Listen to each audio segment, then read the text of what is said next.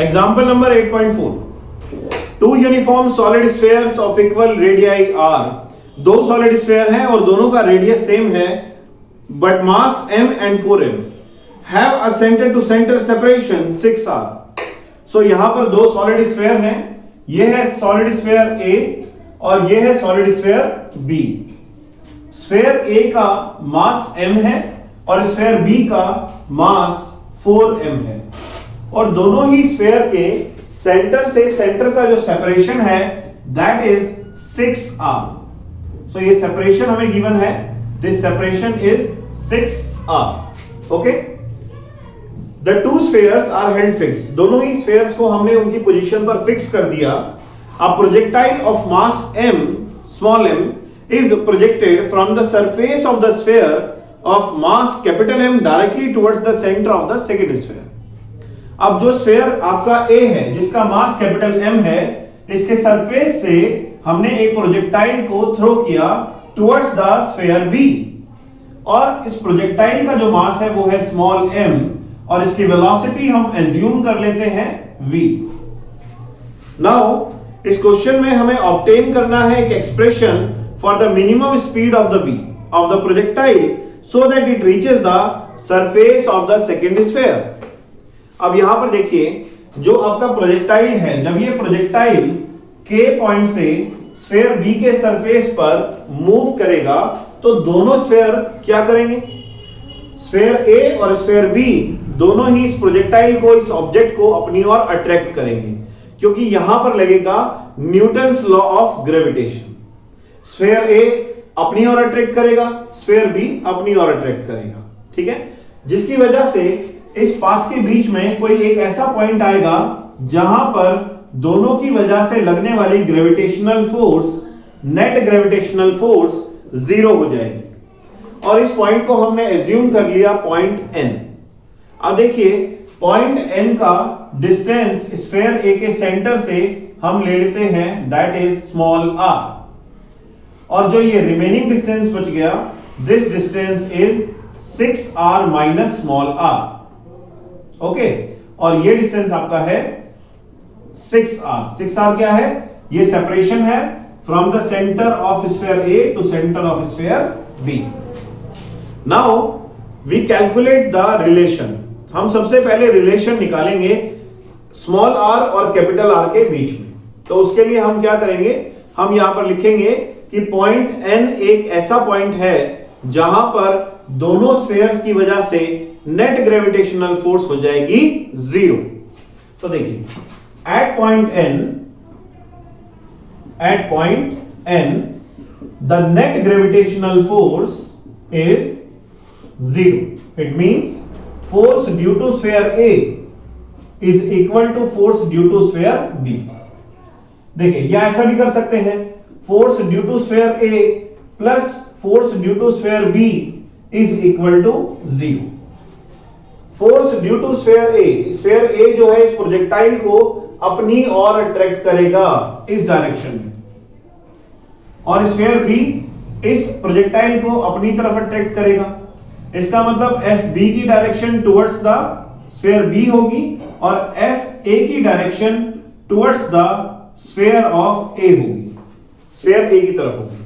ठीक है, दोनों फोर्सेस अपोजिट डायरेक्शन में एक्ट कर रहे हैं जिसकी वजह से यहां पर अगर आप साइन कन्वेंशन लगाएंगे, ये एक्ट करेगा माइनस एक्स एक्सिस के टुवर्ड्स, तो इसके लिए आप यूज कर सकते हैं माइनस आई कैप और यहां पर आप यूज कर सकते हैं प्लस आई कैप और ये होगा आपका 0 वेक्टर. ओके, अगर आप वेक्टर फॉर्म में करना चाहते हैं तब ऐसा है.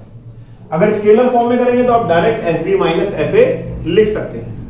अब देखिए, so minus FA I cap plus FB I cap equal to 0, तो हम यहां पर लिख सकते हैं FA I cap is equal to FB I cap. Okay, I cap से I कैप कैंसिल. अब हम देखिए, दोनों का मैग्नीट्यूड अगर कंपेयर करें तो FA का फॉर्मूला क्या आएगा, G mass of sphere A that is capital M, mass of projectile that is small m और इन दोनों के बीच में जो डिस्टेंस है वो डिस्टेंस है स्मॉल r का square equal to G sphere B का मास है 4m प्रोजेक्टाइल का मास है स्मॉल m डिवाइडेड बाय इस डिस्टेंस का स्क्वायर, और ये डिस्टेंस है 6r माइनस स्मॉल r का स्क्वायर। अब यहां पर देखिए g से g कैंसिल, कैपिटल M से capital M cancel, small m से small m cancel. Now 6r minus small r का whole square divided by r square equal to 4। ये हमने क्या किया, क्रॉस मल्टीप्लाई। ओके, अब देखिए ये स्क्वायर इस साइड आएगा तो ये स्क्वायर रूट हो जाएगा, and this term will become 6r minus r divided by r equal to under root 4, और 4 का स्क्वायर रूट होता है +2। तो यहां पर हम +2 और -2 दोनों यूज कर सकते हैं। I am going to use +2। Now 6r minus small r divided by r is equal to 2. So 6r minus r equal to 2r and 6r is equal to 3r. 3 2s are 6. So इसका मतलब जो आपका small r है ये twice of capital R radii of the sphere के equal है। तो ये हमने रिलेशन फाइंड किया स्मॉल r और कैपिटल R के बीच में। अब रिलेशन हमें पता चल गया, बट हमें रिलेशन नहीं फाइंड करना, हमें फाइंड करना है स्पीड। और स्पीड निकालने के लिए हम यूज करने जा रहे हैं law of conservation of energy. तो स्टार्ट करते हैं law of conservation of energy, और उस लॉ में हम यूज करेंगे ये रिलेशन। तो आपने याद रखना है जो हमने रिलेशन डिराइव किया, R is equal to twice of capital R। ये रिलेशन हम याद रखेंगे। Now we are going to use law of conservation of energy. अब law of conservation of energy क्या कहता है? ये कहता है कि total energy is conserved in an isolated system, कि एक आइसोलेटेड सिस्टम में टोटल एनर्जी हमेशा क्या रहती है? कंजर्व रहती है, कांस्टेंट रहती है। तो मैं क्या करूंगा, देखिए यहां पर मैं लिखूंगा कि total energy at point K is equal to total energy at point N, कि टोटल एनर्जी K पॉइंट की जो है वो total energy at point N के इक्वल होगी। ठीक है, तो देखिए total energy at point K is equal to total energy at point N। Now total energy at point K कितनी होगी? देखिए इस पॉइंट पर एक तो होगी kinetic energy plus potential energy due to sphere A plus potential energy due to sphere B, क्योंकि जब आपका प्रोजेक्टाइल K पॉइंट पर होगा उस समय इसको स्फीयर A स्फीयर B दोनों ही अपनी ओर अट्रैक्ट करेंगे। इक्वल टू पॉइंट N की बात कर रहे हैं, पॉइंट N पर काइनेटिक एनर्जी हो जाएगी 0, क्योंकि यहां पर नेट ग्रेविटेशनल फोर्स है 0। तो यहां पर नेट काइनेटिक एनर्जी आपकी हो जाएगी 0 plus potential energy due to sphere A plus potential energy due to sphere B at point N। ये जो मैंने यहां पर सबस्क्रिप्ट लिखा है ब्रैकेट के नीचे, ये बता रहा है कौन सी लोकेशन पर टोटल एनर्जी फाइंड कर रहे हैं। ओके, अब देखिए काइनेटिक एनर्जी का एक ही फॉर्मूला है, that is half mv² according to this concept, plus potential energy due to sphere A, और पोटेंशियल एनर्जी का फॉर्मूला होता है minus g mass of first body that is capital M mass of other body that is projectile small m divided by इन दोनों के बीच में जो distance है वो डिस्टेंस कितना है? r, plus minus potential energy due to sphere B जब आपका प्रोजेक्टाइल K पॉइंट पर है। तो यहां पर देखिए g mass of sphere B is 4m, mass of projectile is small m divided by point K, और इस सेंटर के बीच का जो डिस्टेंस है वो कितना होगा? ये पूरा 6r है, इसमें से आप r माइनस कर दो तो ये कितना बचेगा? 5r। तो यहां पर हम लिखेंगे 5r। Now equal to kinetic energy 0 है, potential energy due to sphere A for location n location के लिए हम बात कर रहे हैं, तो n लोकेशन पर कितना होगा? Minus g mass of sphere A m mass of projectile small m, और ये लोकेशन का distance centre of sphere A से कितना है? Small r। उसके बाद plus minus g mass of sphere B that is 4m mass of projectile small m divided bye ये distance आपका कितना है? तो ये डिस्टेंस है 6r minus small r। Okay, अब देखिए यहां पर आप LHS और अगर RHS देखेंगे तो LHS और RHS में मास ऑफ प्रोजेक्टाइल कॉमन है, तो हम यहां पर लिख सकते हैं half v square, mass of projectile मैंने कॉमन लिया, उसके बाद देखिए minus G M by R minus G 4m by R 5r